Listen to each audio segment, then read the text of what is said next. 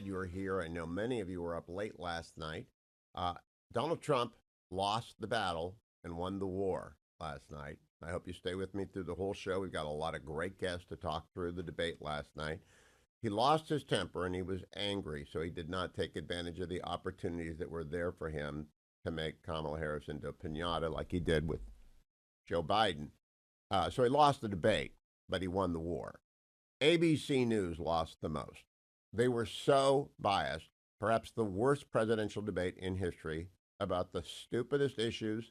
They framed every question to help Kamala Harris. It is as though the head of Disney, which owns ABC, Bob Iger, sent a memo to the head of ABC or called the head of ABC, and the same thing happened from ABC to ABC News, right down to David Muir and Lindsay Davis. Tank it. Throw it to Harris. Kill Trump. Stop Trump. And that's what it was for a solid hour and a half. Now, many of you probably got disgusted and angry and turned it off or had to go to bed because you had to get up early. Here is Donald Trump's closing statement, which was the end of the debate, which went far longer than the 90 minutes and was just a complete bit of chaos because ABC completely tanked it for Harris. Donald Trump's closing statement is cut number... So she just started by saying she's going to do this, she's going to do that, she's going to do all these wonderful things. Why hasn't she done it? She's been there for 3.5 years. They've had 3.5 years to fix the border. They've had 3.5 years to create jobs and all the things we talked about. Why hasn't she done it? She should leave right now, go down to that beautiful White House, go to the Capitol, get everyone together and do the things you want to do, but you haven't done it, and you won't do it because you believe in things that the American people don't believe in. You believe in things like we're not going to frack, we're not going to take fossil fuel, we're not going to do things that are going to make this country strong, whether you like it or not. Germany tried that, and within 1 year they were back to building normal energy plants. We're not ready for it. We can't sacrifice our country for the sake of bad vision. But I just ask one simple question. Why didn't she do it? We're a failing nation. We're a nation that's in serious decline. We're being laughed at all over the world. All over the world they're laughed. I know the leaders very well. They're coming to see me. They call me. We're laughed at all over the world. They don't understand what happened to us as a nation. We're not a leader. We don't have any idea what's going on. We have wars going on in the Middle East. We have wars going on with Russia and Ukraine. We're going to end up in a third world war, and it'll be a war like no other because of nuclear weapons, the power of weaponry. I rebuilt our entire military. She gave a lot of it away to the Taliban. She gave it to Afghanistan. What these people have done to our country, and maybe toughest of all, is allowing millions of people to come into our country. Many of them are criminals, and they're destroying our country. The worst president, the worst vice president in the history of our country. It was a very good closing statement. I don't know how many of you heard it. That's why I'm putting in this and posting it on YouTube. If you missed the debate entirely, let me give you the best sampling of the ABC pro-Harris debate panel. It was 3-on-1 last night, completely 3-on-1. But here are the ABC moderators, a montage. Cut 53, please. Do you believe Americans can afford higher prices because of tariffs? There is no state in this country where it is legal to kill a baby after it's born. But if I could just get a yes or no, because your running mate, J.D. Vance, has said that you would veto it if it did come to your desk. Well, why did you try to kill that bill, and successfully so? That would have put thousands of additional agents and officers on the border. I just want to clarify here. You bring up Springfield, Ohio, and ABC News did reach out to the city manager there. He told us there had been no credible reports of specific claims of pets being harmed, injured, or abused by individuals within the immigrant community. I'm not taking this from television. I'm taking it from the city manager. Again, the Springfield city manager says there's no evidence of that. President Trump, as you know, the FBI says overall violent crime is actually coming down in this country. Mr. President, on January 6th, you told your supporters to march to the Capitol. You said you would be right there with them. The country and the world saw what played out at the Capitol that day, the officers coming under attack. Aides in the West Wing say you watched it unfold on television off the Oval Office. You did send out tweets, but it was more than 2 hours before you sent out that video message telling your supporters to go home. Is there anything you regret about what you did on that day. The question was about you as president, not about former Speaker Pelosi. In the past couple of weeks leading up to this debate, you have said, quote, you lost by a whisker, that you, quote, didn't quite make it, that you came up a little bit short. I said that? Are you now acknowledging that you lost in 2020? No, I did watch all of these pieces of video. I didn't detect the sarcasm, lost by a whisker, we didn't quite make it. And we should just point out here as clarification, and you know this, you and your allies, 60 cases in front of many judges, many of them Republican. No judge looked at it. And said they there was said no we didn't have widespread standing. fraud. Vice President Harris, you heard the president there tonight. He said he didn't say that he lost by a whisker. So he still believes he did not lose the election. That was won by President Biden and yourself. This was a post from President Trump about this upcoming election just weeks away. He said, when I win, those people who cheated, and then he lists donors, voters, election officials, he says will be prosecuted to the fullest extent of the law, which will include long-term prison sentences. One of your campaign's top lawyers responded saying, we won't let Donald Trump intimidate us. We won't let him suppress the vote. Is that what you believe he's trying to do here? President Harris, he says you hate Israel. Your time is up. Just to clarify in the question, do you believe it's in the U.S. best interest for Ukraine to win this war, yes or no? I think President Harris, have you ever met Vladimir Putin? Can you clarify tonight? Vice President Harris, quote, I didn't know she was black until a number of years ago when she happened to turn black, and now she wants to be known as black. I want to ask a bigger picture question here tonight. Why do you believe it's appropriate to weigh in on the racial identity of your opponent? But those were your words. So I'm asking Vice President Harris your thoughts on this. So just a yes or no, you still do not have a plan. President Trump, with regard to the environment, you say that we have to have clean air and clean water. Vice President Harris, you call climate change an existential threat. The question to you both tonight is, what would you do to fight climate change? It was the worst moderation I have seen. I am 68 years old. I've done 5 GOP presidential primary debates, moderated them, co-moderated them. I have watched every presidential debate in my life. They beat Candy Crowley. She had one bad misstep in 2012. Many people criticized Chris Wallace in 2020. This was far worse. ABC just tanked. I wonder when they called the city manager, the poor city manager of Springfield, Ohio today. Evidently, he didn't share with him his July 8th letter to Sherrod Brown and Tim Scott begging for more money because between 15 and 20,000 Haitian immigrants have landed in Springfield, Ohio, a city of 58,000, in the last 3.5 years. Do you think the fact check might have put that in there? I don't know where to begin other than to say Donald Trump got mad. He missed a lot of opportunities. He lost the debate. He won the war. Because he talked about inflation, he talked about the economy, he talked about the border, and he talked about American strength. And so when you boil it all, I know legacy media is celebrating and popping champagne for Kamala. I know Kamala's doing a victory dance. She thinks she shone like the sun. Vapid answers, didn't answer a single direct question, was not pressed. But can I make my most important objection to last night? There was not one question about China. China is trying to displace America as the world's only superpower. It has become a peer. We are falling far behind. There is a Chinese spy discovered this week in the New York governor's office that's been there for, I think, 5 years. They are all over the country spying and stealing, and they are building they've had the largest military buildup in history. They are at war with our Philippine treaty ally, not at war, but crashing into their vehicles and their boats every day. They're threatening Taiwan almost weekly. They're on the march around the world, and there was not one question. As to Russia, there was not one serious question. There wasn't one question on Iran. It's so absolutely flabbergasting to me how bad ABC was last night.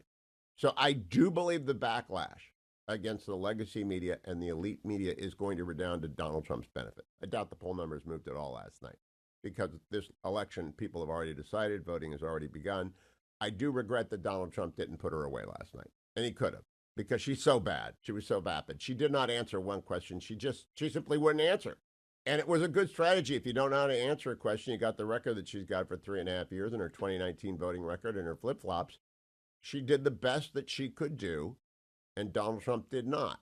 So Donald Trump did not win the battle, but I think he won the war last night. Let me do the market report. brought to you by our friends at American Federal. If you're going to buy gold, do it from American Federal today. 800-221-7694. 800-221-7694. Or go to AmericanFederal.com. When you call Nick Grovich, he will tell you what gold costs today, but he won't tell you how much gold you'll buy and what the commission will be until your cash arrives and you figure out what the strike price is that day and whether you want to buy any. Also, if you want to sell gold, Nick will do that for you. Straightforward, honest, fair, thorough. You can deal with Nick. He's been doing this for 40 years. If you're one of those collectors, you can call him as well. But if you're buying gold today because you're worried about Kamala Harris becoming president, you're just worried that Trump lost, and she didn't lose last night. I can't say she won because she didn't make an impression, and ABC was so in the tank, so bad. I'm not sure that she won. I know Trump didn't, but I don't know how it's going to play out in the polls. I don't think it'll have any impact at all. Gold went up $2,553 an ounce because markets are worried. Now the Dow was down. It was a mixed market yesterday. Dow was down. S&P and Nasdaq were up a little bit. Oil is up this morning, I think probably because got to worry a little bit about Harris shutting down fracking when they get here, more demand, less supply. And generally speaking, gold has kept, not generally speaking, as a matter of fact, gold has more than kept pace with inflation for the past 100 years. And if you want to diversify this morning because you're afraid of a Harris presidency, you call up Nick Grovich, 1-800-221-7694. Battleground Talkers Tour is coming up as well. Much will change between now and the end of October when I go on the road, but I want you to get your tickets now. Battlegroundtour.com, battlegroundtour.com. Generalissimo, I do want to talk about myPhDweightloss.com, one of our sponsors.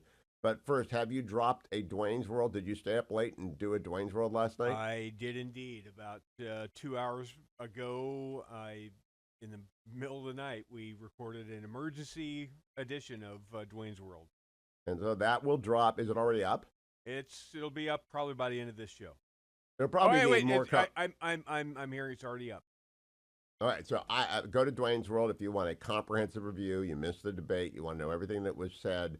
And Dwayne is as spare as the day is long. He's also skinny, having lost 50 pounds on myPhDweightloss.com. The debate helped with that, by the way. Ah, what? Why? Because I kept throwing the food at the computer. Oh, there you go. You didn't need it. 644 1900. That's 864 644 1900. I can understand throwing the food at the computer, but is that in the directions for myPhDweightloss.com? It's probably not technically in the written instructions to No, watch. It only happens once a millennium. Whenever I mean, you ABC get the worst debate ever once in a millennium. It was so bad. I really couldn't believe they were that in the tank. J-Pod tweeted out saying, look, you can complain about the refs working the field all you want, but Trump still has to complete a pass. And my response to J-Pod was, okay, fair point, except, when the receivers are getting hip checked by the refs down the field out of bounds when the ball's in the air, it gets a little more complicated. Well, I mean, a lot of people are using it, like my friend and colleague at the Washington Post, Mark Thiessen, is saying, if you're complaining about the refs, you lost the game. To which I respond, game's not over. You're working the refs during the game so that everyone understands what happened. Okay, it's halftime. And everybody understands. Now, the reason I think it might have helped Trump is that middle America says, my God, legacy media is going to do whatever it needs to do to beat Trump. And it was a beat Trump debate. Good morning, Matt. What did you think about the debate last night? Morning, Hugh. Well, I think it was a 3-on-1 debate with the moderators helping Kamala Harris.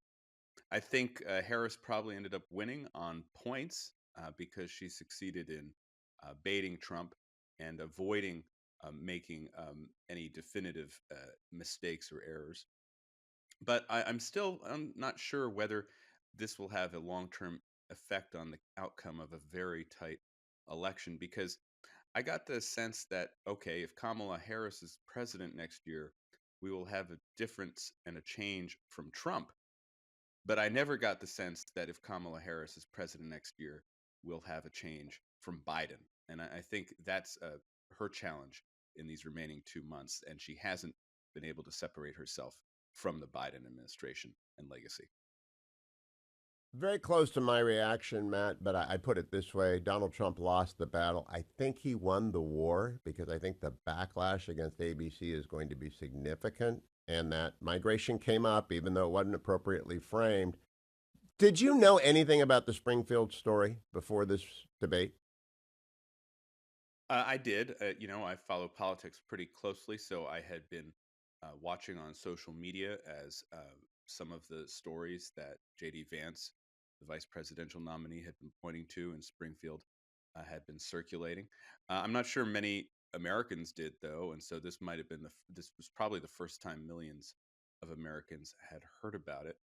I would say the immigration issue, which favors Trump in the polls, was actually not his strongest issue in this debate. He was strongest, in my view, on the economy. And his first answer in the economy was probably his best. And then his closing statement, where he asked the question, why haven't you done it for 3.5 years? All of these things you're talking about, Kamala Harris, why haven't you done them? You've been in office. That was his second strongest moment. On immigration, I think just the sense of Trump's reputation as a border hawk, some of the measures he took to begin building the wall when he was president in his first term, that will continue to, I think, give him an advantage on that particular issue. You know, Matt, I think his closing statement, I began the program with his closing statement because I don't think many people watched to the end. And it was his best moment, but he was down 7 runs and he had a 6-run rally. He still lost the game. Here is what I want people to know. If you just Google Springfield, Ohio, you'll learn 15 to 20,000 Haitian migrants have arrived under Joe Biden in a city of 58,000. And on July 8th, the now infamous city manager, with whom ABC did their fact-checking, sent a letter to Tim Scott and to Sherrod Brown begging for help because the city is overwhelmed. I found the letter. I've linked it at my account. I want to play for you, Matt, the moderator montage that Dwayne put together of the non-objective, not finger on the scale, but fist on the scale last night. Here it is, cut number 53. It's 3 minutes long, Matt. Do you believe Americans can afford higher prices because of tariffs? There is no state in this country where it is legal to kill a baby after it's born. But if I could just get a yes or no, because your running mate, J.D. Vance, has said that you would veto it if it did come to your desk. Well, why did you try to kill that bill, and successfully so, that would have put thousands of additional agents and officers on the border?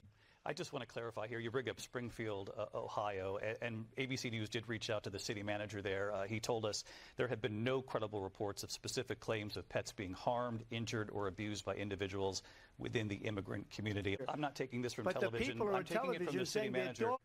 Again, the Springfield city manager says there's no evidence of that. President Trump, as you know, the FBI says overall violent crime is actually coming down in this country. Mr. President, on January 6th, you told your supporters to march to the Capitol. You said you would be right there with them. The country and the world saw what played out at the Capitol that day, the officers coming under attack. Aides in the West Wing say you watched it unfold on television off the Oval Office. You did send out tweets, but it was more than 2 hours before you sent out that video message telling your supporters to go home. Is there anything you regret about what you did on that day? The question was about you as president, not about former Speaker Pelosi. In the past couple of weeks leading up to this debate, you have said, quote, you lost by a whisker, that you, quote, didn't quite make it, that you came up a little bit short. I said that? Are you now acknowledging that you lost in 2020? No, I did watch all of these pieces of video. I didn't detect the sarcasm, lost by a whisker, we didn't quite make it. And we should just point out here as clarification, and you know this, you and your allies, 60 cases in front of many judges, many of them Republican. No judge looked at it. And said they there was said no we widespread didn't have standing. fraud. Vice President Harris, you heard the president there tonight. He said he didn't say that he lost by a whisker. So he still believes he did not lose the election.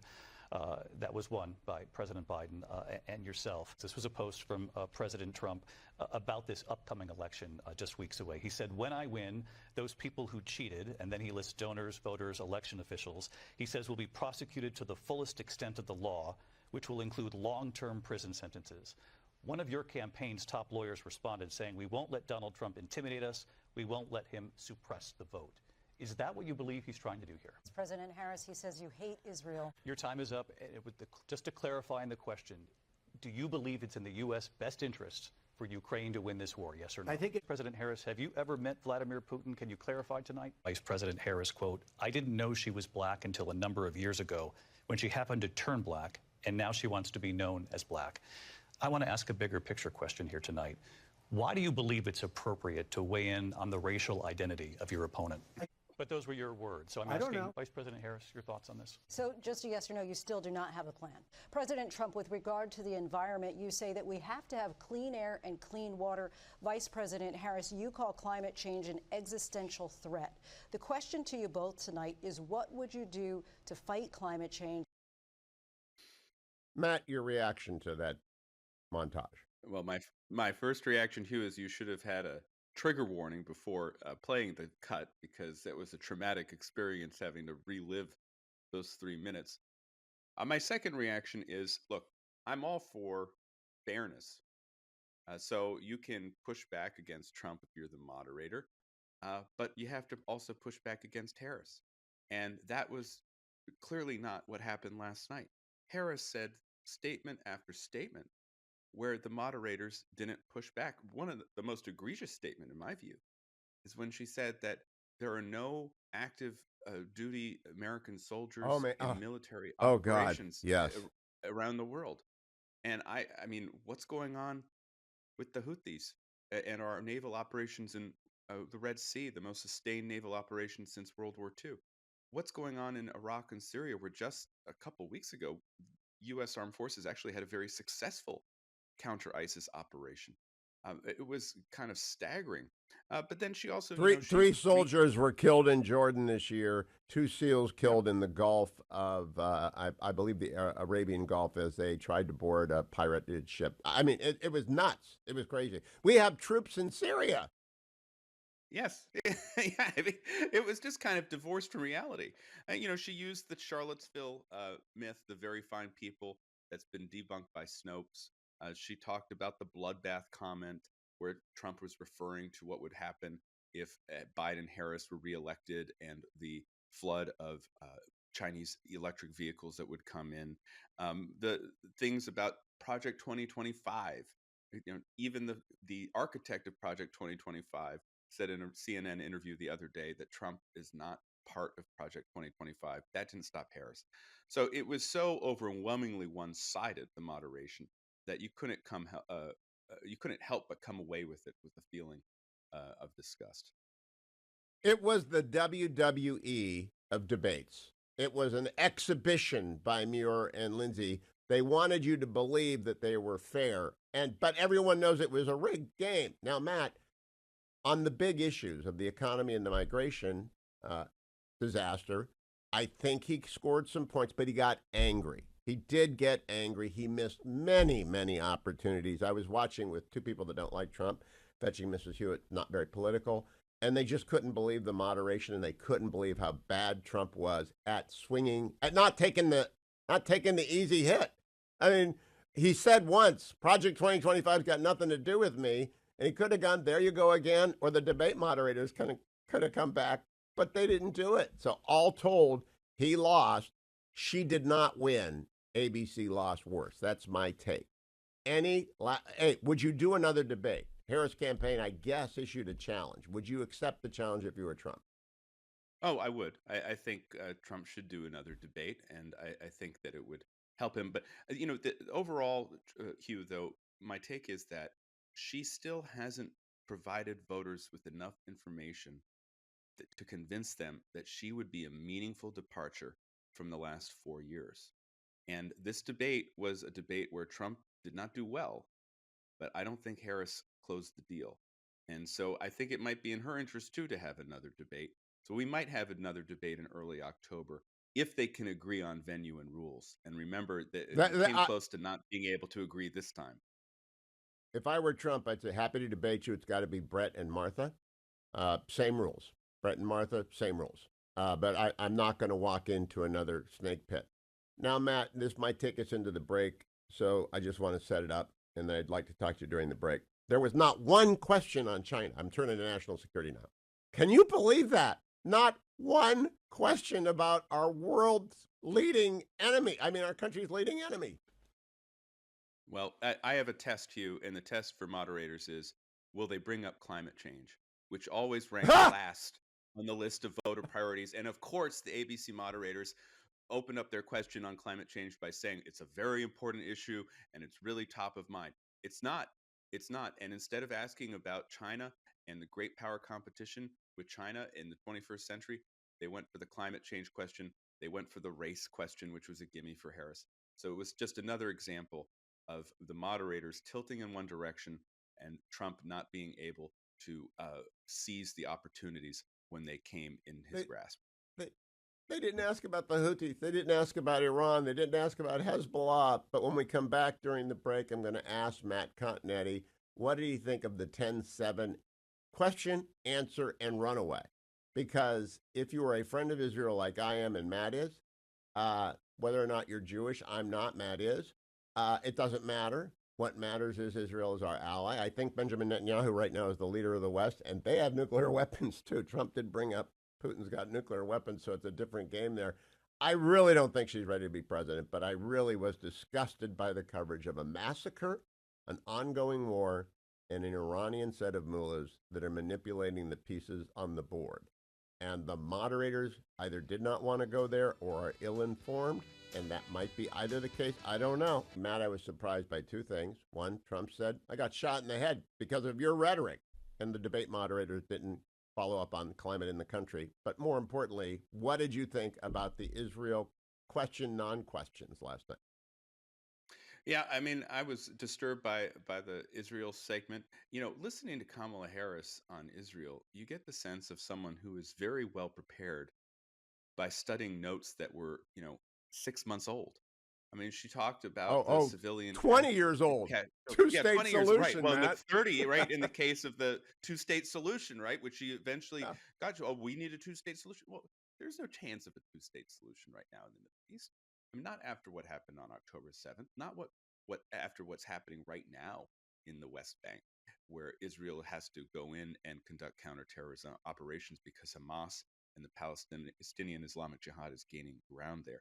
And, it was the same thing, too, on another subject, just briefly, on energy. It was funny. She gave an answer on energy early in the debate where she said, well, I want to have all sources of energy in order to reduce our reliance on foreign oil. I mean, that's 10 years ago. It's completely misses the fracking revolution. Now, because of liquid natural gas, America is a net exporter of energy. We're like the energy superpower. That doesn't seem to have occurred to Kamala Harris. So you got the sense of someone who was kind of well prepared by studying notes, but that just had nothing to do with the actual circumstances facing this country or facing America's ally, Israel, in the Middle East. Now, Matt, last question for you. Exit. You'll do the commentary podcast later today. I know J-Pod doesn't like Trump, and maybe other people on the podcast do or don't. Doesn't much matter to me. Do you think the election moved significantly? Because this is the most important for people to decide is whether or not it did. I don't, but what do you think, and what do you think your colleagues think? Yes, for me, what they're going to say. I think. Well, we actually recorded the post-debate podcast right after. Oh, you did it already? Thank you. Yes, yeah, it's available right now if you listen to the commentary podcast. But I will say that I think that it may result in a slight tick up for Harris in the coming days. But I do think that the election would then reset to essentially what the Pew Research Center has it at, which is 49-49. This is a jump ball election. And the fundamentals of the election, I still believe, favor the out party, which is Donald Trump. Now, I think what I just said is the consensus view among the commentary podcasts. Though, I think my fearless leader, John Podhoretz, thinks that this debate did help Kamala Harris more than I think it did. And my fearless friend, John, really thinks that. I heard from him last night. And he thinks I've got rose-colored glasses on. I don't. I just think Churchill said trust the people. I can't believe the ABC. We got another minute. Do you think it was explicitly directed that they go in the tank? I've done debate preps 5 times with Network. It's 50 people. Well, my theory is the anchors on ABC, Muir and Davis, they didn't like how the CNN anchors Tapper and Bash conducted the debate with Joe Biden on June 27th. Oh, good theory. And they listened to the progressive criticism of Tapper and Bash and said, well, we're going to make sure that we hold Trump to account. Again, you can hold Trump to account, but you have to hold Harris to account too. And they never did that. I happen to think that Tapper and Bash did a great job in the June 27th debate. Yeah, they did. Let They got a candidates pass. talk. ABC got a fail. And Matt, I got to go back to break, but it's a pass-fail deal. CNN passed their debate. ABC failed. Matt Continetti, follow Matt Continetti. Go listen to Commentary Pod. I will later. Mary Catherine, what did you think of last night? I thought it was a pretty disappointing, not good performance from Trump. I think that he could have possibly sewn this thing up with the cleanest hit possible on that first question. Are you better off than you were 4 years ago? The moderators were awful, but that was a gimme for him because she didn't answer the question and he could have come back and just could have flattened her.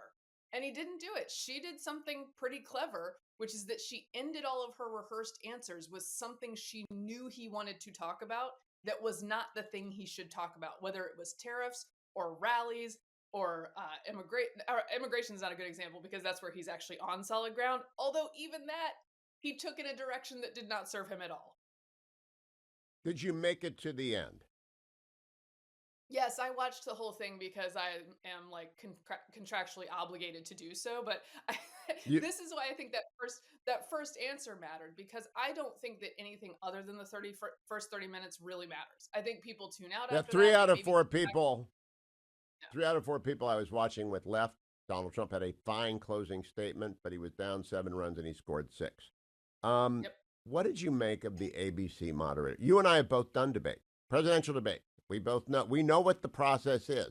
I believe you worked with ABC, right? Did you do the ABC debate? And yeah. So I don't have an opinion of either of them till last night. That was the worst debate I've ever seen, and that includes the Chris Wallace debate. That includes the Candy Crowley interruption. That includes them all. That was the worst in the tank performance I've ever seen. Agree or disagree? It was very bad, and I was actually a little surprised by Muir because I worked with him on the Republican debate, and ABC was quite generous about letting me be part of that process and ask several questions and also consult on other questions. Now that's a Republican primary debate, so that's different.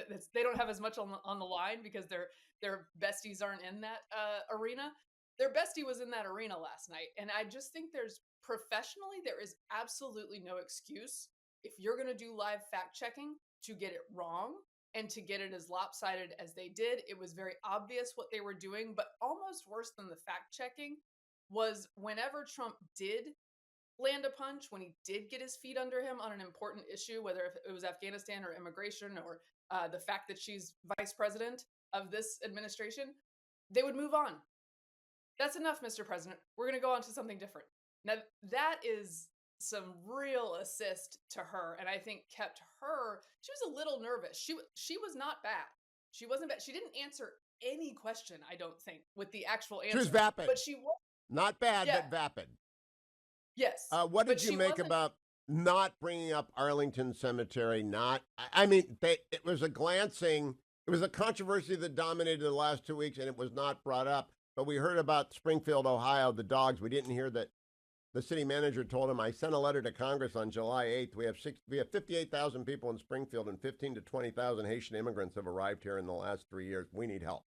Well, I just couldn't believe that the city manager didn't tell them that. And David Muir did not relay any information to the country about what's going on in Springfield.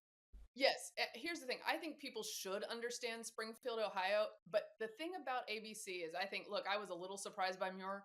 But I think if you look at ABC's record, it was predictable that you should be prepared for them to be against you. So the thing is, it was Trump's job to explain what's happening, right? And the way to do that is to use the numbers that you just suggested. And one other thing, there's a clip at one of these city council meetings where an older woman talks to her city council, and she's very sensitive about it. And she says, I got mattresses on my front lawn. I got people yelling at me who don't speak English. I am unsafe. I'm 95 pounds. My husband is elderly. What are we supposed to do? We've lived here for 45 years. Here's the important part. She says, I know they're here under special protected status. Who is protecting me? That is the message on immigration that so many people understand because they're living it. And if you tell that story instead of the pet story or you tell the story of Laken Riley or any number of people who've been hurt and families who have lost loved ones, then you're telling the story. The pets thing is too online and probably a little wrong, and it's just looks bad. Yeah. There was fun. Again, the three out of four people that I were with left the room, including my wife and guests who are staying with us, before the debate was over. And the last thing the guy from L.A. said was, "They're eating the dogs." He was making a joke. And I think it was Trump had a bad debate. No getting around it. What was good about it, though, is they did talk a lot about the border. And there ain't any hiding that, Mary Catherine. If you're just Joe Bag of Donuts and it's the only thing you think you saw, who would you vote for here? I think my concern for Trump is that a lot of his performance reminded people of why they're uncertain about pulling the lever for him, despite the fact that his record is better than the one of the last 4 years, right? People are concerned about it. And those concerns, I think, were given voice by him while he missed opportunities to define her. And that is on him, even though the moderators were mad. Mary Catherine, I'm so angry at legacy media after that fiasco last night. I don't think Trump should accept another debate unless Brett Baier and Martha McCallum are moderating it. That doesn't mean it will be easy for him. They're fair. And I think J.D. Vance will take Tim Waltz apart shoulder and limb, but no one's going to much see that. What do you think? Should he accept I gather Harris issued an invitation last night. Should he accept it, or should he accept it with condition? Yeah, so I think it's dangerous for both of them. But they both have significant liabilities on a debate stage. And one of the things I would look forward to in a Walz-Vance debate is that at least it's two people who are good at talking, right? Like what Harris and Trump, they're sort of like, you don't know what subject they're addressing in what moment. She's saying nothing. He's saying too much. So I think they have significant liabilities, both of them, and reasons not to do one. It probably serves the American people on the margins to do another one, but he absolutely can't take one with like an NBC or a network and trust them at all to do the job. They just are incapable of it, apparently. So this brings me to the last question. I think legacy media is so broken. I think it will hurt ABC and its parent Disney. Do you? I don't believe in boycotts or stuff. I just think it was so obviously in the tank that Americans will be angry at ABC and Disney this morning, or am I just living in my conservative bubble? I think the conservative bubble might be mad at them, right? But how many is that? Okay, so I do think what happens is this is an erosion of the idea of networks having debates at all, because we're in this weird snap election where they've let this person answer almost no questions. There's probably going to be one debate. I don't think there's going to be another one because she did a good enough job that it's like, why does she get on the stage again? She's going to make him look like kind of a coward by saying no. I think that's going to be her attempt here. And I think the chances that we have a traditional debate style with an ABC, NBC, CBS in the future are much, much lower because of the job they did last night. Not going to happen. Okay, bonus question, because we got time. She brought up 800,000 Polish Americans living in Pennsylvania. Nice stat. Tells me that they're very worried about Pennsylvania. They should be. Question. Did she sell fracking, her flip-flop on fracking, did she sell it to the Keystone State voters?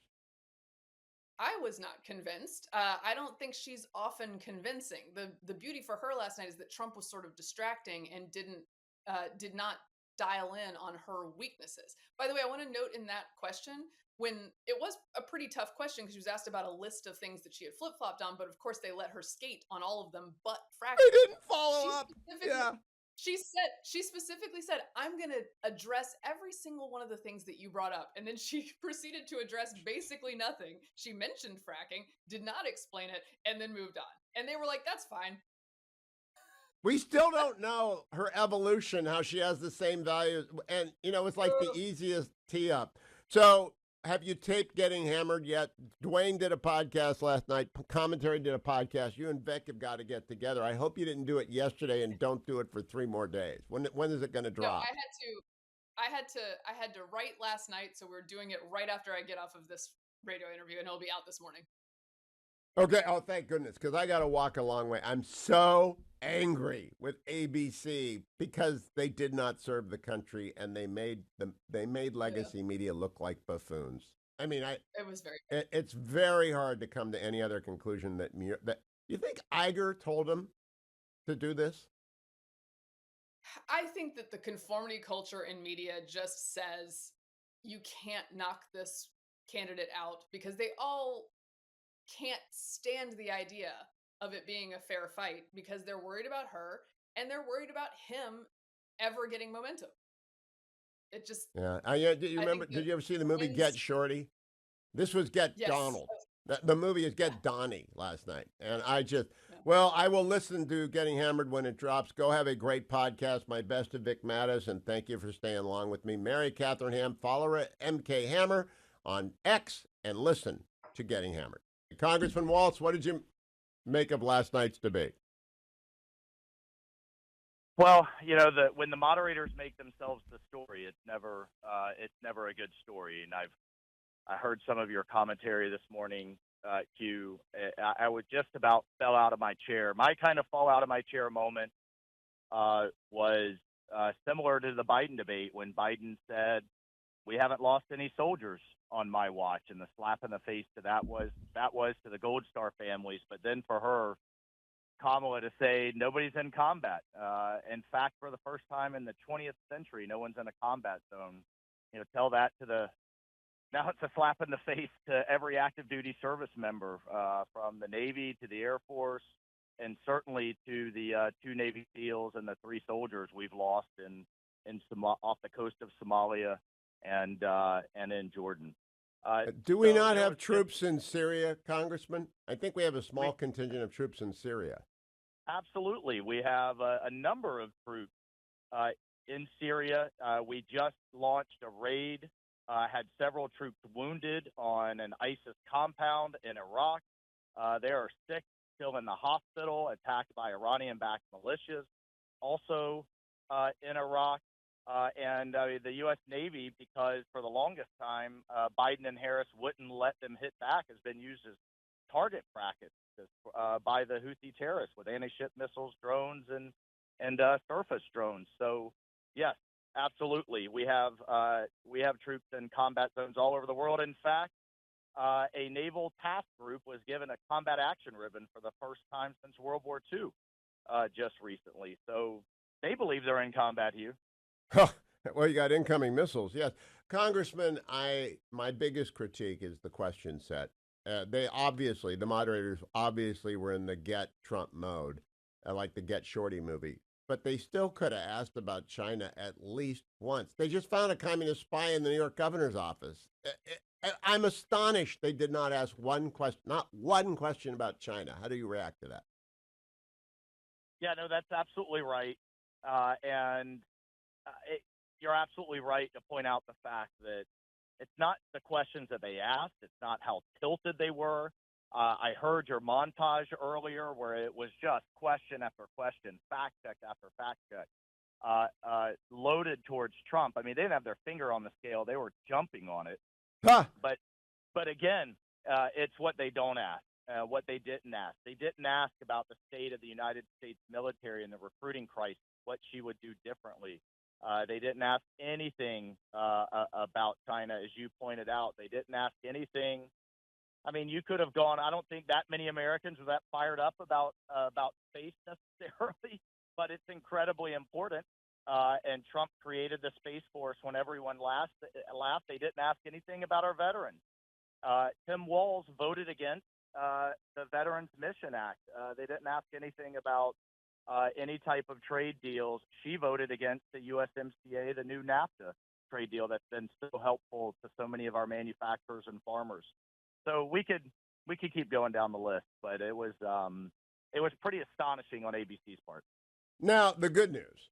His closing statement, which very few people saw relative to the opening, was his best moment, and it was about migration, the border, and the economy, and why haven't they done anything for 3.5 years.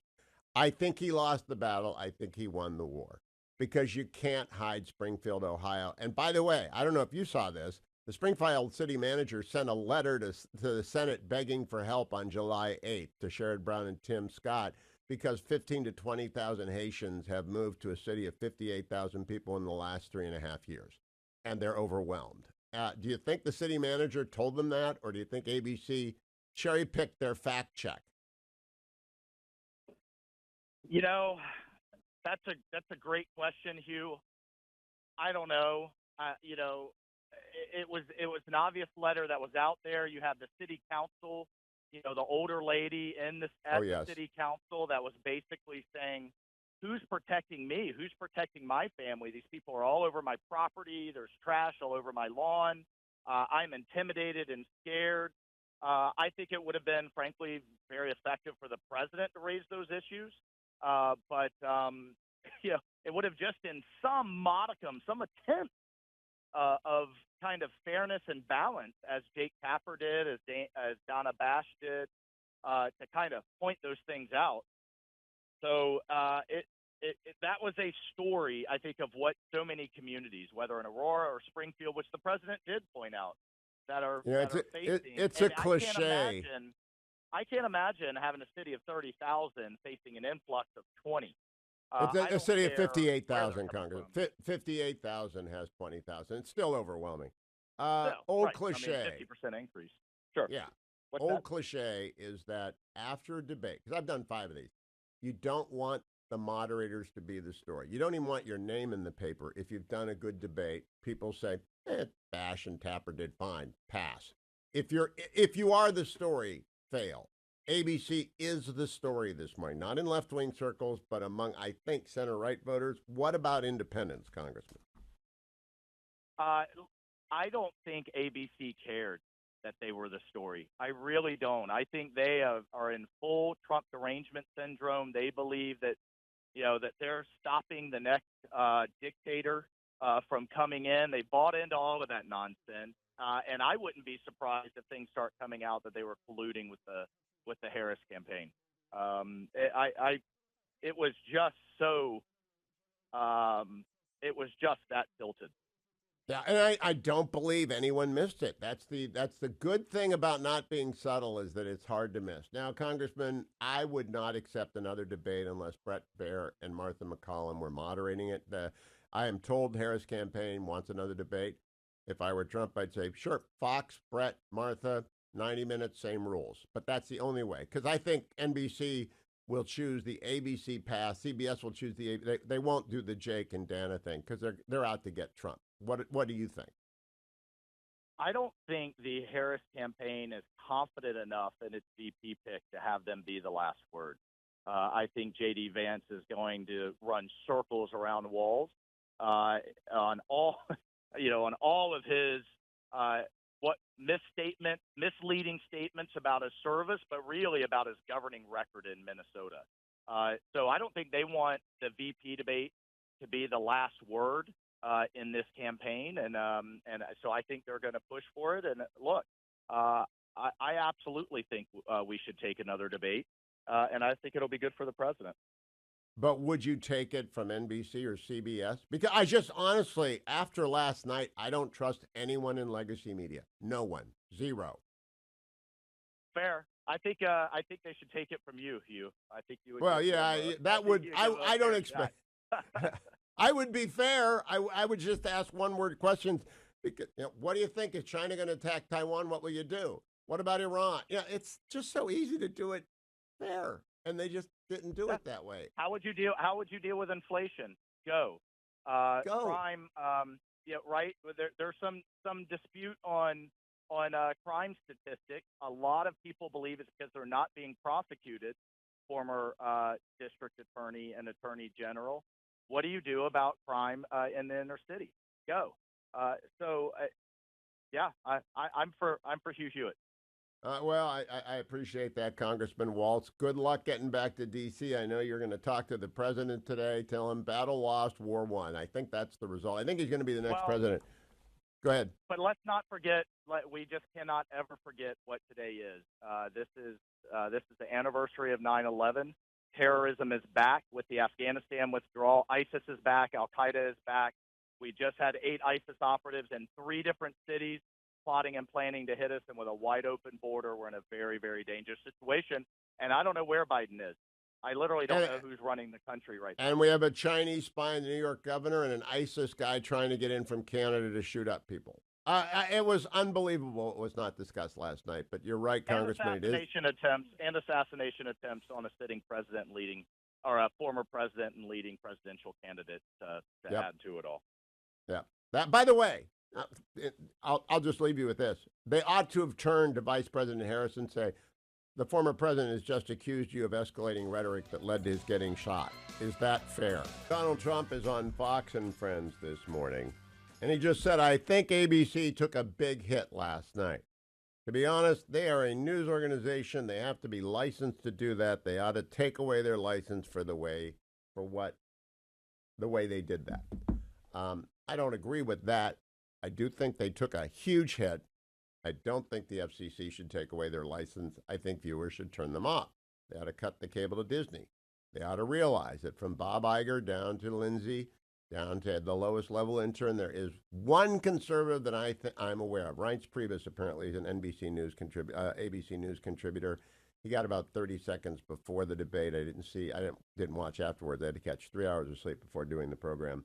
But listen to Jonathan Karl, one of ABC's, quote, analysts with no opinions, talking to J.D. Vance in the spin room, cut number 54. Senator, by the way, I asked because he hadn't been crystal clear, and he said something different than what you said. That's why I was seeking clarification. But let me ask you about this for just very quickly. I heard Donald Trump before this debate describe Kamala Harris as, I'll just read a few of them, a low IQ individual, somebody who doesn't have the mental capacity to be president, really dumb, unable to put two sentences together. Is that what you saw on the stage tonight?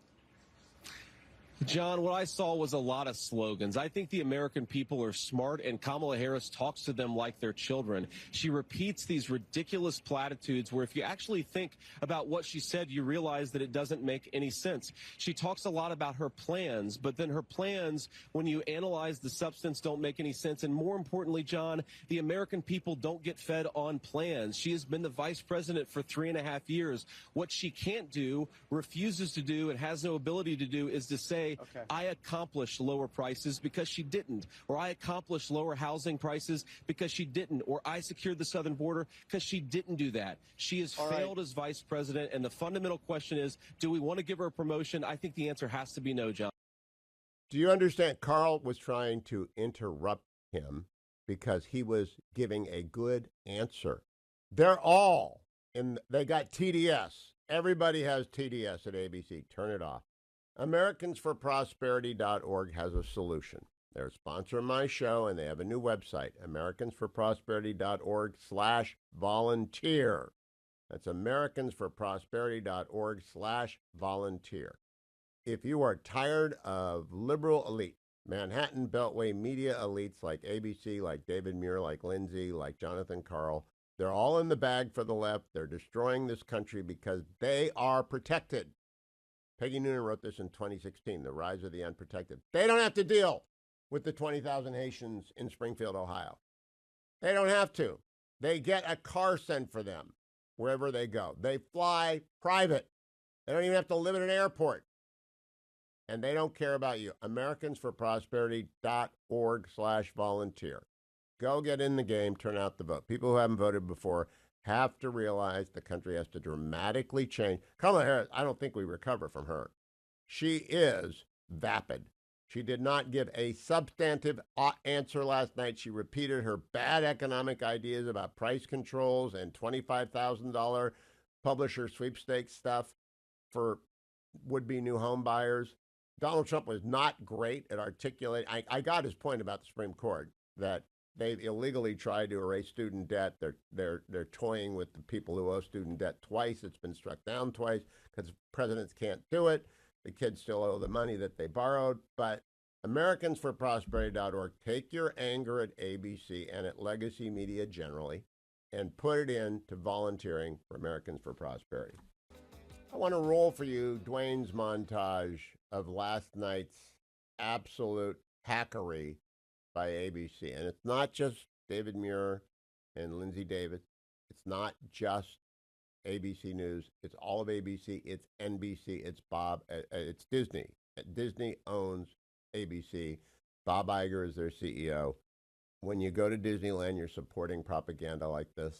It's just astonishing. Let's roll the montage from last night's debate. Do you believe Americans can afford higher prices because of tariffs? There is no state in this country where it is legal to kill a baby after it's born. But if I could just get a yes or no, because your running mate, J.D. Vance, has said that you would veto it if it did come to your desk. Well, why did you try to kill that bill, and successfully so, that would have put thousands of additional agents and officers on the border? I just want to clarify here. You bring up Springfield, Ohio, and ABC News did reach out to the city manager there. He told us there have been no credible reports of specific claims of pets being harmed, injured, or abused by individuals within the immigrant community. I'm not taking this from television. I'm taking it from the city manager. Again, the Springfield city manager says there's no evidence of that. President Trump, as you know, the FBI says overall violent crime is actually coming down in this country. Mr. President, on January 6th, you told your supporters to march to the Capitol. You said you would be right there with them. The country and the world saw what played out at the Capitol that day, the officers coming under attack. Aides in the West Wing say you watched it unfold on television off the Oval Office. You did send out tweets, but it was more than 2 hours before you sent out that video message telling your supporters to go home.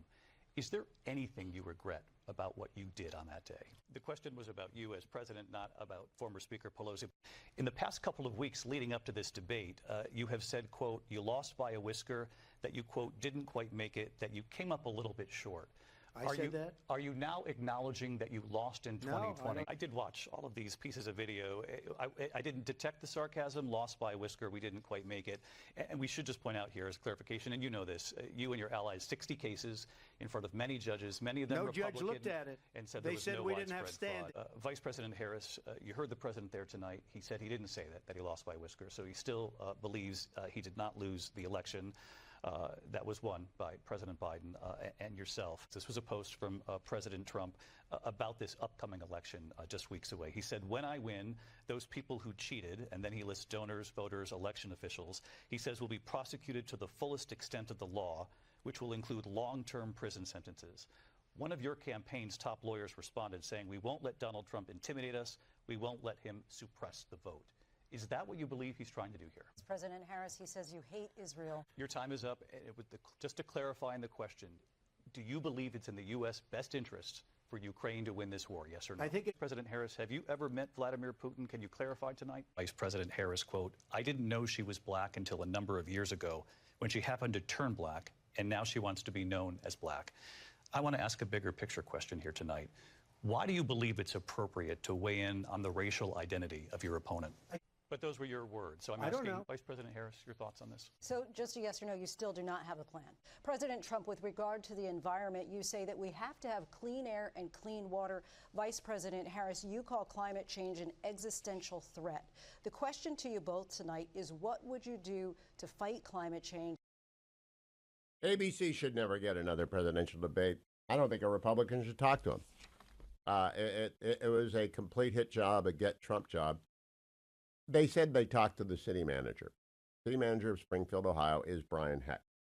I wonder, I do not know if Brian Heck sent them the letter that he sent to Sherrod Brown, J.D. Vance, and Tim Scott. So it's addressed to the relevant committee chair, Sherrod Brown, and ranking member Tim Scott, but it's CC'd to J.D. Vance.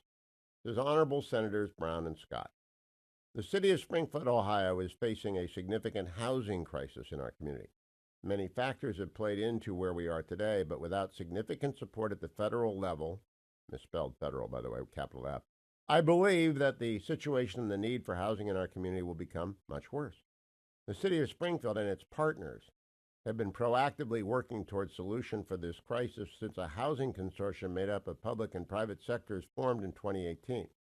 This led to 2 macro-level studies focused on addressing the housing situation prepared by the Greater Ohio Policy Center on behalf of Springfield. Never heard of that before.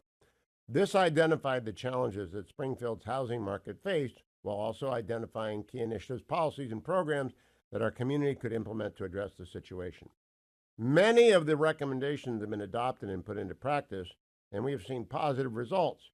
But most recently, Springfield has seen a surge in population through immigration that has significantly impacted our ability as a community to produce enough housing opportunities for all. Springfield's Haitian population has increased to 15,000 to 20,000 over the last 4 years, in a community of just under 60,000 previous residents, putting a significant strain on our resources and ability to provide ample housing for all of our residents. Despite 2,000 additional housing units set to come online over the next 3 to 5 years, this is still not enough. Again, without further support at the federal level, capital F again, communities like Springfield are set up to fail in being able to meet the housing needs of its residents. Sincerely, Brian Heck, City Manager, CCJD Bank. What do I read on this? One, City Manager is a lefty. Been working for the city since 2006. Probably his first job. He's become city manager by hanging around for 20 years, 18 years. Two, they got a Haitian refugee problem. And people are mad and they show up. I've seen the comments for the 3 minutes of openings thing, and the city council doesn't know what to do. So they told Heck, who's a lefty and doesn't want to embarrass Biden, probably wants to go to work for HUD, probably wants a bigger job, wants to move on to another city. He's just like every city manager I've ever done. He does what the city council does, but he does it in his own way. And I don't know if it's a strong city manager system or a weak city manager system. So he works his way around so he can show this letter to the people who are angry and said, we're doing something. We wrote about the Haitians when he didn't. In fact, he buried the lead. But did he provide it to ABC News? Ought ABC News last night to have said, Madam Vice President, there are 15 to 20,000 Haitian migrants have been sent to Springfield, Ohio, a city of 58,000. You are the border czar. You're in charge of stemming the flow over the southern border. These people obviously were flown in or came in by boat, but is it under your authority? And if it's not, what's wrong at HHS, which is under your authority? What would you do to fix this?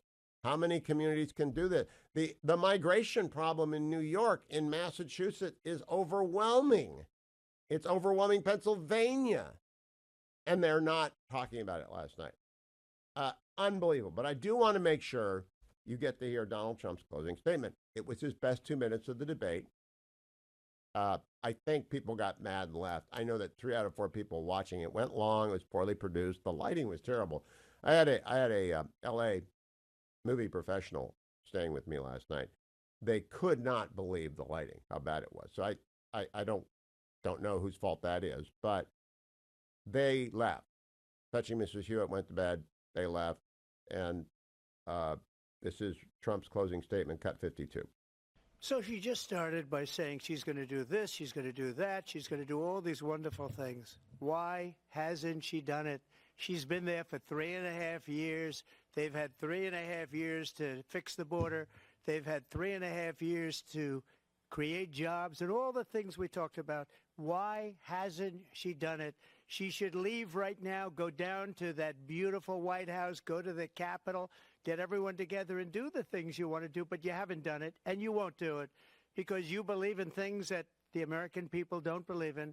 You believe in things like we're not going to frack, we're not going to take fossil fuel, we're not going to do things that are going to make this country strong, whether you like it or not. Germany tried that, and within 1 year they were back to building normal energy plants. We're not ready for it. We can't sacrifice our country for the sake of bad vision. But I just ask one simple question. Why didn't she do it? We're a failing nation. We're a nation that's in serious decline. We're being laughed at all over the world. All over the world they're laughed. I know the leaders very well. They're coming to see me. They call me. We're laughed at all over the world. They don't understand what happened to us as a nation. We're not a leader. We don't have any idea what's going on. We have wars going on in the Middle East. We have wars going on with Russia and Ukraine. We're going to end up in a third world war, and it'll be a war like no other because of nuclear weapons, the power of weaponry. I rebuilt our entire military.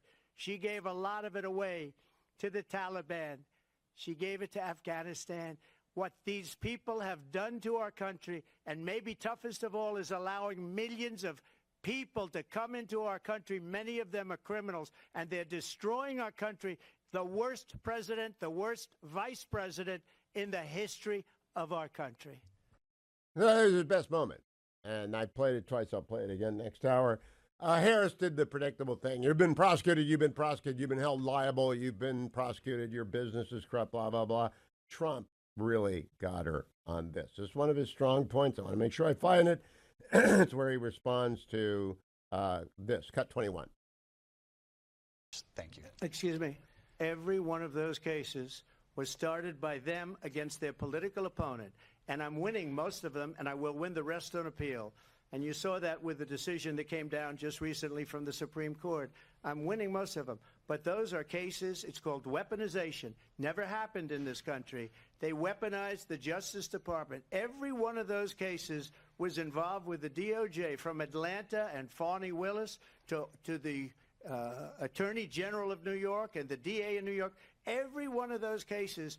And then they say, oh, he's a criminal. They're the ones that made them go after me. By the way, Joe Biden was found essentially guilty on the documents case. And what happened in my documents case? They said, oh, that's the toughest of them all. A complete and total victory. 2 months ago, it was thrown out. It's weaponization, and they used it, and it's never happened in this country. They used it to try and win an election. They're fake cases. Most dramatic moment of the debate. Cut 23. Harris, in your last run for president. This is the one that weaponized, not me. She weaponized. I probably took a bullet to the head because of the things that they say about me. They talk about democracy. I'm a threat to democracy. They're the threat to democracy with a fake Russia investigation we do have a lot that went nowhere. We got a lot to get to, but we can't talk about the fact that someone tried to kill you in Pennsylvania. And we always talk about heated rhetoric in this country, but it's unfortunately would help Hugh if we talked about the fact someone tried to kill you and hit your ear and killed a man, Corey Compatore. But we're not going to talk about Corey Compatore because we're protected. We actually have bodyguards at ABC, and we get flown around on private planes. So we're not going to talk about that, Mr. President. I'm sorry about your ear. Let's move on and talk about the Springfield city manager. Unfreaking believable. I'm joined by Bethany Mandel. Bethany, we did not have one question on China, and I think the questions on Israel were insufficient. I know you've got children issues. It's okay. What did you think of the debate, especially about Israel and China last night? I mean, there was no China. It was probably the worst debate that I've ever watched, which perhaps that's being not fair because the CNN debate was so well done. I sat watching last night's debate with my 10-year-old and my 9-year-old, and they don't know what's going on. And they asked why they had Kamala's friend asking the questions. That was my 9-year-old son's question. Why did they have her friends asking the questions? That is remarkable. I don't want your daughter's face on TV, so we might keep the camera on me if she turns towards me. But I appreciate that sometimes your little ones need love in the morning. I often get a phone call right after the show with the 2-year-old grandchild crying, and dad's deployed, so I'm supposed to be. And it turns out it distracts him. Yeah, the baby, just to distract him for a moment from falling down, as 2-year-olds do. Bethany, I just can't explain how they could go over 10-7 and the execution of an American hostage and 5 other hostages. It didn't get mentioned in the only presidential debate with Kamala Harris. I'm befuddled about that. China, I understand. Disney has 2 parks in China. The head of ABC News, the boss at Disney, is friends with Kamala. I don't understand the Israel stuff. What do you think that is? I mean, neither of them had good answers. What would you do differently? How would you bring them home? Neither. It was word salad. Their answers were both word salad, and we know what Kamala would do because she's basically in charge now. That would have been, by the way, a great question for ABC News to ask: who is in charge on a day-to-day basis? Because we all watched the CNN debate. And when President Trump mentioned his incapacity, President Biden's incapacity, she laughed it off as if that was ridiculous. And I thought that was actually one of the lowest moments of the evening because we all saw what happened the last debate. It wasn't ridiculous. That's why she's standing there right now. But it was incredibly frustrating that they never mentioned the execution of an American citizen, especially considering his parents spoke at the DNC just days before his death. And that's something that President Trump should have mentioned, that the world doesn't fear us. If they did, they would not have executed an American hostage days after the DNC. Yeah, I think he lost the battle and won the war. I do believe the backlash against ABC is immense. Immense, because it As was the worst debate. yeah. Does, No, I mean, go ahead. no, the fact checks about, well, I didn't sense that sarcasm was unbelievable. I could not believe that they were doing that. The Springfield city manager assures us no dogs have been eaten. They didn't mention that the Springfield city manager sent a letter to Sherrod Brown and Tim Scott and J.D. Vance begging for help because there are 15 to 20,000 Haitian migrants there in the last 4 years. Do you think Yep. that might have been in his response, Bethany? I mean, that really speaks to the lack of planning and the lack of prep, because it should have been in his answer. But I was honestly surprised that he didn't call out their bias on stage. I was waiting for it. I was waiting for him to interject and say, "What are you doing? What is this?" He didn't. He seemed overly aggressive in moments that he shouldn't have been, and not aggressive enough in the moments that he should have been. Oh, he clearly got angry. He clearly Yeah. got angry, and that's not a good look. So yeah, see, I got agreement there. But I don't think ABC News ever gets a Republican debate again. I don't think they're anywhere close to anyone that's a Republican again. And I'm not sure Legacy Media ever gets another debate. Jake and Dana did a fine job, but they knew from the get-go that Joe Biden was very fragile, and they didn't want to tip him over. Last word to you, Bethany. I think we're going to have a big war in the north soon of Israel. Do you? I would have said yes a month ago. I'm not sure. It seems like Israel is kind of winding down what's happening in Gaza. And now we're watching massive strikes in Syria, massive strikes in Lebanon this morning, actually. Yes, And that's what I meant. it doesn't seem to be spiraling. Yeah, it doesn't. But I guess we'll see if it spirals. But the massive strikes in Syria didn't even make news here. No one was talking about them. And they were newsworthy. They were, historic, and no one talked about them. So I'm not sure. It did not come up at the debate last night either. That there's a war coming that could go everywhere. And Iran's about to get a nuclear weapon. What a disastrous debate for ABC. What did you make of last night? Good morning, Hugh. What I made of last night is I think we just watched the last, unless there's another one this cycle, the last major network political presidential debate. This was absolutely a heinous performance on the part of ABC. And I want to say that for a couple of different reasons. People are obviously going to go to the fact check, but just look at the questions that they were asking. Look at the time that they spent on issues. Look at how much they spent time on, climate change versus inflation. Look at how much they sort of spent time on January 6th versus asking, by the way, the question about, is Joe Biden functional as president? Can he continue to be president? Which is just the most basic and obvious question to put to Kamala Harris. It's the kind of performance that I think is absolutely disgusting to see in real time. And look, I am in no way going to denigrate the journalistic chops of David Muir, 2014's People Magazine Sexiest Man of the Year. To be capable of asking serious questions, but he certainly was not asking serious questions last night. He was essentially pivoting at every moment from saying that what the former president said is wrong, and now Vice President Harris, what do you think about that? And that just repeatedly happened over and over and over again. And the other thing is, frequently, especially in the case of Lindsey Davis, the claims that they were making in those fact checks were wrong. It was Candy Crowley times 10. It was them saying things that simply are at odds with the facts. And one of the things I think in particular that stands out is Tim Walz, as you know, signed two bills into law, one that essentially guarantees abortion in Minnesota up to the point of birth, and the other that repealed requirements that would have had infants who were born alive, required the hospitals to take care of them in that instance.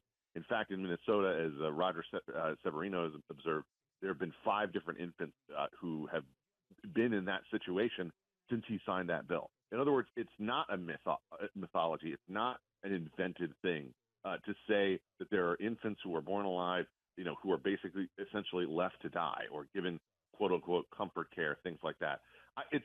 For Lindsey Davis to just wing in there and basically say, be a wingman or wing woman for Kamala Harris in that instance is absolutely unacceptable. And look, I can't believe we're saying this, but Jake Tapper and Dana Bash did a really good job. We were surprised at how good they did. And this was an embarrassment for ABC, a network that, by the way, employs not a single Republican, not one Republican. Reince Priebus is a contributor. Reince Priebus is a contributor. I said yesterday not one, but I saw Reince last night. He's a contributor, and he will vote for Trump. I apologize then. I will correct myself. If he is now a contributor, then I had to contribute. Now I gotta raise you. I have 4 big misses last night. Number 1 is Joe Biden's capacity issue, which is a constitutional crisis. Number 2, an American was executed by Hamas 10 days ago, and it was not brought up. Number 3, Iran is sponsoring attacks on American servicemen that killed 3 in Jordan. 2 SEALs died in the Arabian Sea. They are under shelling attack every day. They are in combat. Harris said there's no one in combat zone. I mean, we got fatalities this year. What the heck is she talking about?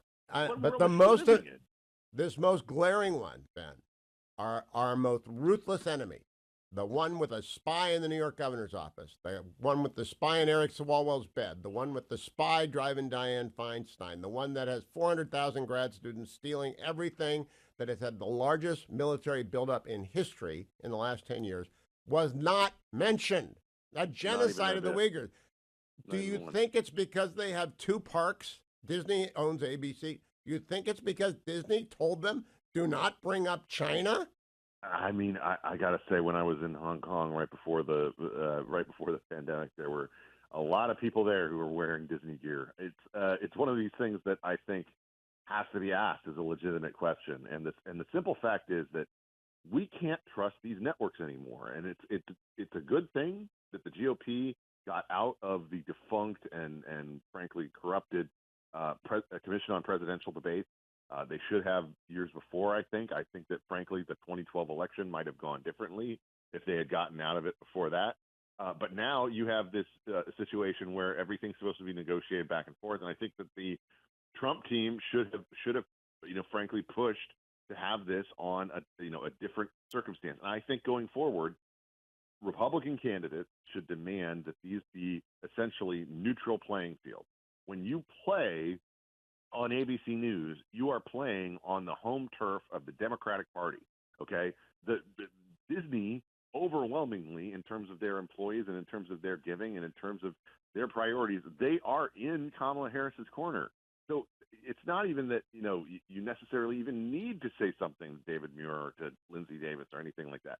It's more that there is already a thumb on the scale before things even start. Now, I will say, the former president didn't do a good job of dealing with this. When we talked last week, I said the one thing that he needed to do was to be disciplined, was to be focused, was to keep things away from personal attacks and focused on policy.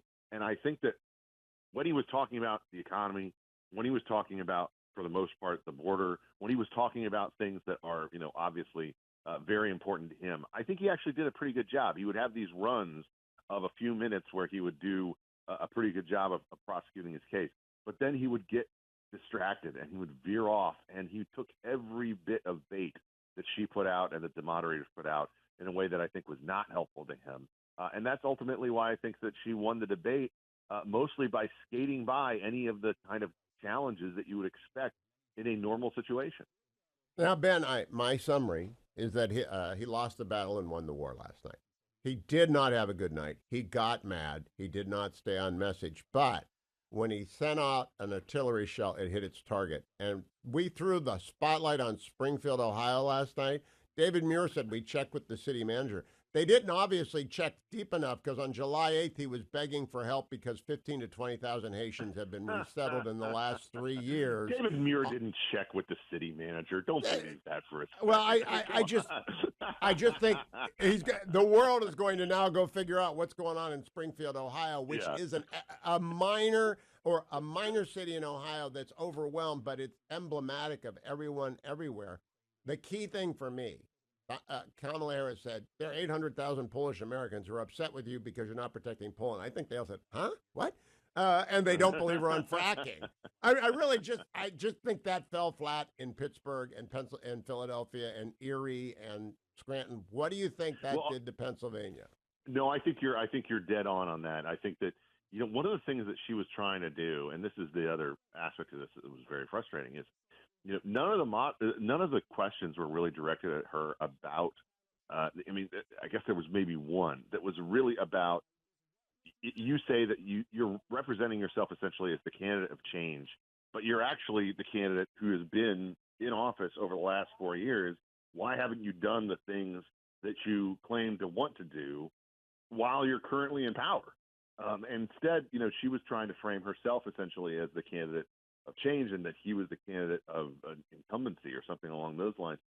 And so when she says things that are like that, I just think that that's insulting. I don't think anybody takes that seriously. What I do think, though, Hugh, is this is more a missed opportunity for him than it is anything else. It's more that, she's not going to be exposed in a way that is in public and having to take questions in, any more than probably one or two more incidents between now and Election Day. I think that he failed to deliver on. He could have won the election last night. He could have sealed it. He could have sealed the deal, and he didn't. And that was very unfortunate. Ben, I need you for four more minutes and think about this for the setup. I've done debate prep with Kristen Welker. I've done debate prep with Dana Bash. I watched Lindsay last night, and of course your wife was big TV for a long time. I think all women of the left feel obliged to bring up abortion, not because we learn anything new, but because their friends are mad at them if they don't. And I do. It's so repetitive. And they never ask about late-term abortions because they don't want to talk about late-term abortions. And they don't want to talk about Ralph Northam in Virginia. And Trump can't remember the right state.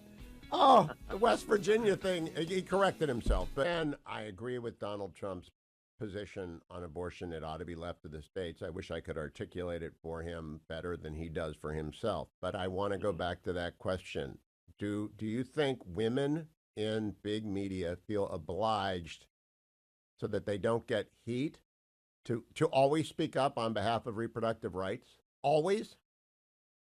Well, I think that that's a major motivating factor. And I think that also, you have to keep in mind in the entirety of media outside of Fox News, I do not believe there is currently an employee who is a pro-life woman on any major network. They just don't exist. I agree. The ABC, CBS, there's just not anybody there. And they don't have any interest in finding them either. They don't want one. They're not interested. They would like to pretend that they don't exist. And yet, when you look at the polling data, this is a 55-45 kind of issue. And one of the things that I think is really an indictment of the way that this issue is talked about is that there is simply no interest in accuracy on the part of the questioners involved about what's going on or the way that this actually works. They simply want to use it as a cudgel against Republicans. And I also want to point out, I don't know if you saw this Pew poll that came out a few days ago, where they do these massive surveys, obviously, that are regularly scheduled to see what voters care about. The abortion issue is 8 on the issue list, essentially. Right, and it was the second issue brought up yesterday. It was second again, and it's been both debates. So this is the point that I want to make. When they raise this issue, they're essentially reaching into the grab bag of things that they want to use as a cudgel against Republicans to talk about, as opposed to talking about something that actually matters to the voters. And then they're dishonest about it because late-term abortions They're fundamentally dishonest about it. And they pretend that late-term abortions, by the way, there's a huge glorifying profile of an abortionist in Colorado in the Atlantic in their previous edition, who does abortions at 30 weeks. Okay, and it's meant to be like it's like a love letter, honestly, to what he does, and yet they turn around and pretend like something like that doesn't exist. The only federal law that's ever been passed about abortion post-Roe is a ban on late-term abortion. It's the only thing that got through the Congress, a ban on late-term abortion. And I don't think The news people know that. I just think they are fundamentally ignorant willfully on this issue. Last word to you, Ben. I absolutely agree. And the other thing is, I mean, when Kamala Harris says something like they're banning IVF, nobody's banning IVF. Nobody's banning banning IVF. IVF. It simply doesn't exist. That's not something that is real. And yet they're not fact-checking that. They're not turning around and saying, well, actually, Madam Vice President, that's not the case. I would not do another debate. She challenged Trump last night. If I were Trump, I'd say, I will do a debate anytime, anywhere, same rules, but it's got to be Brett and Martha because they're fair. Yeah. And I think you're completely dead on, and I really do believe this is the last time we're going to see a major network have a presidential debate. I just don't think it's going to happen again. I think next time around, look, they'd be better off having, as my wife had said before, they'd be better off having Joe Rogan and Charlemagne the God on YouTube doing these questions and answers. Amen. Than the kind of things that they're rolling out. It's absolutely biased. It's so tilted, and it's unacceptable. Ben Domenech, thank you. I'll talk to you again on Friday. Thank you for making a special appearance on Wednesday. Follow Ben at bdomenech on X. I want to tell you a moment here about a couple of sponsors. One of them came up last night. Heritage Foundation is one of my sponsors. They did Project 2025, not Donald Trump. When Kamala Harris repeatedly invoked Project 2025, she was not fact-checked on that, ever. If you want the facts about Project 2025, go to 25truth.com. Heritage put it out. Heritage announces it, that they've done it every year that a new Republican president might enter, full of policy advice. Trump said last night, I haven't read it, I haven't seen it, might be some good ideas. I hear about it, I haven't read it. Believe me, I believe him, 100%. He has not read Project 2025, not what Trump does. Trump is a visual and audio learner, not a reader. And he's not going to read Project 2025. But if you want to find out the truth, because ABC News certainly didn't tell you the truth and Kamala Harris lied, 25truth.com. 25truth.com. Kevin Roberts has been on this program. If you go to my YouTube channel and go backwards, or just search Hugh Hewitt, Kevin Roberts, YouTube, we had a long conversation about Project 2025. You should get the truth about it. 25truth.com. Rich Lowry is, of course, the editor of National Review. Good morning, Rich. Thank you for joining me. Hey, what did you make of last night? I found it painful all around. I have to say the moderation was terrible for all the reasons you've set out. Maybe the bigs told them to do this, but the fact is, I think most journalists, they don't have to be told. This is what they naturally do. They think they're so self-important that they're participants, and they put their thumb on the scale, obviously, in a pretty blatant way. I think Kamala Harris is a superficial mediocrity, but she was obviously very well prepared, delivered her rehearsed lines, and Trump wasn't very well prepared and often took the bait from her. So you got the feeling that, it was 3-on-1, but you got the feeling most of the night he was on the defensive. So I don't think it was a great night for him. So I guess I didn't like any of it, Hugh. I found it a painful hour and 45 minutes. My summary this morning, and I've said it many times, Donald Trump lost the battle. I think he won the war because ABC was so bad, Kamala Harris so vapid, and at least the focus got to migration. But can I ask you what's bugging me, Rich? There were some things that were not discussed. Joe Biden's incapacity is a constitutional crisis.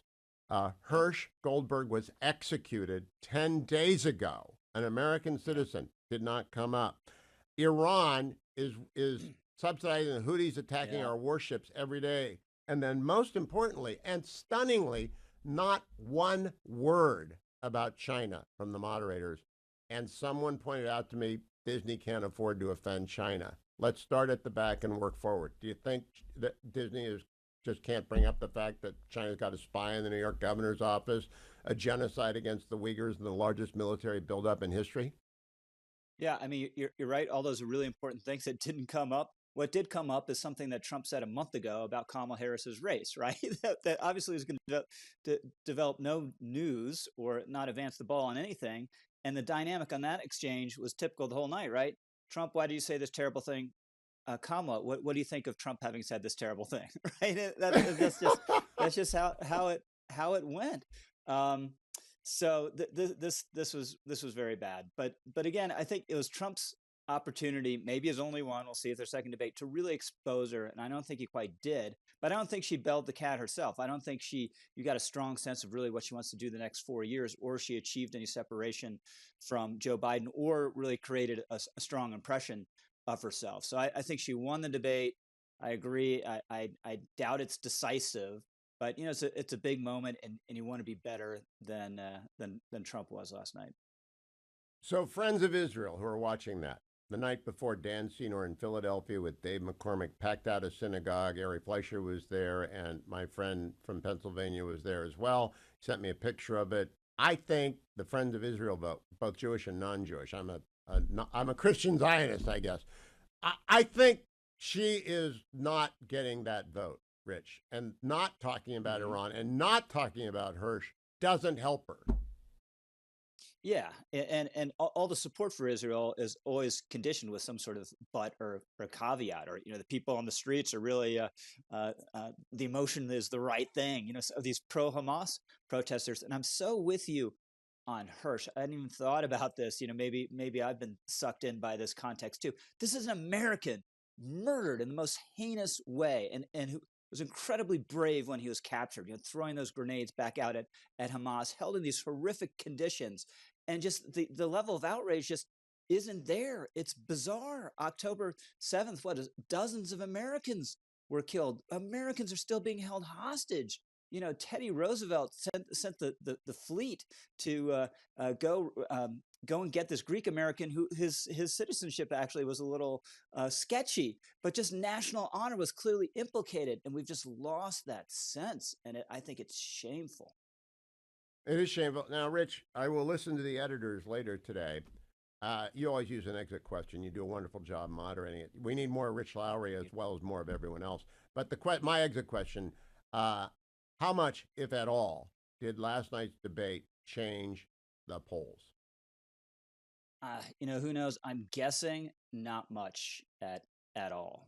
She clearly had been losing momentum. Maybe she'll stop losing momentum, which in such a narrow race could be a significant thing. But I think we went in tied. We'll come out tied. She won on points, but that, my guess, is not enough to really move the needle in terms of this overall race where both sides are so entrenched. Incredible things have happened over the last 2 months, and not much has changed at all. So my guess is the debate will also fall in that bucket. Now, this is slightly switching, Rich, but I now listen to about 7 podcasts whenever they pop up. Among them, the editors, the McCarthy Report. Among them, commentary podcasts, Ruthless podcasts. There are 7 or 8, and everyone I'm getting hammered. I think that podcasting got a big boost last night because the credibility of legacy media, it was already low. It's at 15%. Does anyone on the center right watch ABC again? Does This Week suffer? Does the network pay a price? Well, I'm not sure many people were to begin with. Yeah, but it's another blow to the mainstream media's, or so-called mainstream media's, credibility. But Hugh, we've been on this stick, right, for 30 years. We've bird dogged them. We point out when they're wrong and when they're biased, and it hasn't made the slightest bit of difference, right? It's actually gotten worse. This was the worst debate that any two supposed objective journalist moderators have ever done. So I'm not sure it's can we emphasize that? Yeah. You are not given to overstatement. You and I are in the same place when it comes to being reasonable. I will not attack people by name. You never do it either. But it was the worst debate. I'm 68. I don't know. Well, you're younger than I am, Rich. I've done 5 debates. I think you've done a debate too. They are extremely scripted. They are rehearsed for weeks in advance. Everybody's involved, from the head of ABC News and probably the head of Disney down to Muir and Lindsay and 50 people. That was all scripted. How could that happen? Yeah, it's just they think it's their role. And, the left is constantly working the refs, right? They said the CNN moderation was terrible because the CNN moderators actually sat back and did their job. They asked questions. They're good questions, and they let the candidates answer, and the debate played out that way. You're not supposed to be a participant, right? You're there. You're not a candidate, right? No one's interested in you. No one's interested in your views, but they become so self-important on top of everything else. Speaking of being dated, I don't know if you remember Jack Germond, the old Baltimore Oh, Sun sure.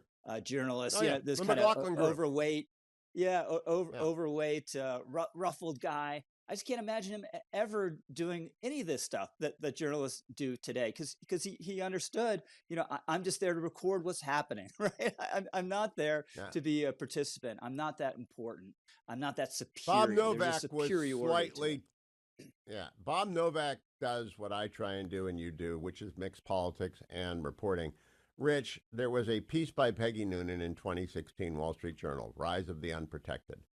I thought it was the most important piece of that cycle. I think it's at work again. If you live in Springfield, Ohio, and I don't know if Jack Butler can get there. It's probably close to where Jack lives when he lived in Ohio. What do you think the people of Springfield, Ohio, and by extension, other cities impacted by this 10 million to 15 to 20 million people, I don't know how many millions it is. What do you think Springfield, Ohio thinks of last night? They're not worried about the dogs. They've got 20,000 Haitians there in 3 years. Yep, town of 58,000 according to the 2020 census, and 20,000 Haitian migrants show up. That's just, it's bound to be a culture shock. And I watched I don't know whether you saw the city commission testimony of the African-American gentleman in the Cincinnati Reds baseball cap. It was 2 minutes. I watched it about 8 times, because for me, it was just such a common sense expression of what the immigration restrictionist position is, which is culture matters and country of origin matters and numbers matters. And he kept on saying, I don't have anything against these people. I'm not complaining. I'm complaining about you and the people who brought them here. What did you think was going to happen? This is the way they live in their country, and they're bringing it here, right? And it's such a burden, the pet eating thing aside. It's New York Times has reported it's a burden on the health services, it's a burden on the education system. Of course it is. And why are we doing that? We have a lot of problems in our own country. We don't need to be importing problems on top of them. And again, that's not to attack the Haitians. They're here for understandable reasons. They want to better themselves. But it goes to that guy, what that guy with the baseball cap was saying. Why aren't the authorities more attuned to this? So, exit question. Maybe I'm wearing my rose-colored glasses. When I say Trump lost the battle, but he won the war, that meltdown on ABC's part is going to throw attention onto videos like that in places like Springfield, to the fact that there are no hotel rooms in New York or Massachusetts because they're full of migrants. I think it generated attention to the Achilles heel of Kamala Harris. What do you think? Does it do that, Rich Lowry? I think he lost the battle, and the war is still yet to be won. And this, in historical terms, this is a 100 years war. It doesn't matter whether you win or lose the battle of Halfor necessarily. There's still a lot to be fought over. And we have 56 days left or something like that. But that is it'll feel like a couple of years, and every day from here on out matters. But I wouldn't. Let me do my best, John McLaughlin. Freddie the Beetle Barnes, Rich the reporter, Lowry. There you go. Will there be another debate? Will it be on Fox? I think it's hard to say. I think Trump needs a mulligan. I'd be tempted to do it for our Trump, but I think there's going to be a big disagreement about who does it, right? Why would Trump go to any so-called mainstream outlet, and she's not going to go to Fox? So I wonder if actually Harris, the Harris campaign knew, or sort of thinking we will never agree on terms, but it will seem like we're really confident in one another because we proposed it. Rich Lowry, you're right. That was what John McLaughlin would say. Because you're right. We're done with debates, because unless they won't agree to Brett Baer and Martha, though they should, that will hurt them. But I will look. Have you dropped an emergency pod for the editors? We're just about to. Right after this. You come first, Hugh. Then our emergency Okay. pod. Well, I'm going to go listen to commentary and Getting Hammered on my long walk to walk off my anger. And by that time, hopefully the editors will have posted. Is it Dominic today? Who's on with you? It's going to be MBD, Jim, and Noah. Oh, good. Jim's on next. I'll get him ready for the podcast. There you go. I'll get him warmed up. We're Thank using you, all Rich our best Lowry. material Don't go on your anywhere, show. America. Thanks, Hugh. Jim, I get a preview. What did you think of last night? So I think Trump was terrible. I think it was a Fukushima level meltdown. Lost his cool, stepped into every trap. I think the Harris campaign went out and did exactly what the Harris campaign wanted to do. And yet, I don't know if it's going to move the numbers that much. because I think what we saw from Trump last night, as bad as it was, wasn't all that different from what we saw in the convention speech where he started rambling about the Green War. She was poised, she was cool. Trump was this erupting volcano next to her. But I still don't think there's any sense that people know how she would be different from Biden. She is the status quo with a much more pleasing face. And I don't know if that gets you to 270 electoral votes. We went into it as being a jump ball race, and I kind of feel like it's still a jump ball race. We'll see what happens. I'll be very surprised. I really want to see what the next round of polling numbers look like, because it wouldn't shock me if she got a huge bump, but I actually really think it's going to be about the same. All right, for anyone just tuning in, I've said it 25 times. Trump lost the battle. I think he may have won the war last night because they threw the spotlight on Springfield, Ohio, which is going to have more trucks in it than they've ever seen, and people are going to realize a town of 58,000 has 20,000 Haitian immigrants.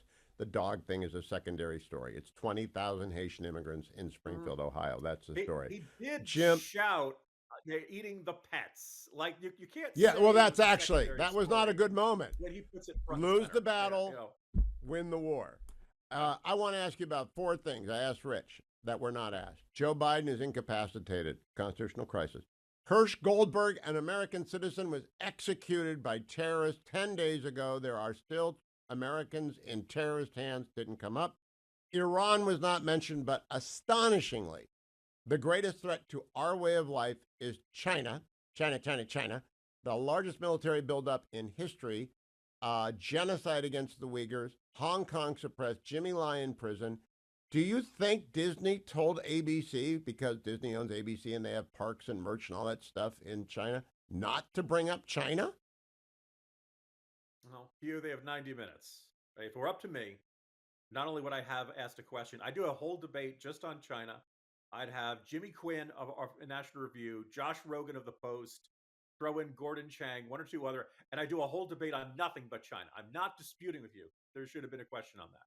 That said, if you add 10 minutes and you add a question about China, I don't think the conclusions changed from last night. Everything you mentioned are good questions to ask.